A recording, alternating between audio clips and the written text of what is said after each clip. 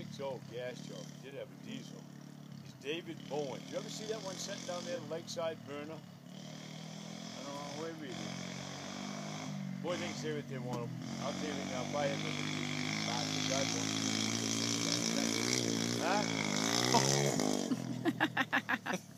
Could Marty's truck take duals? No, his is that's a different route. I don't understand why he didn't buy a dual. They had one.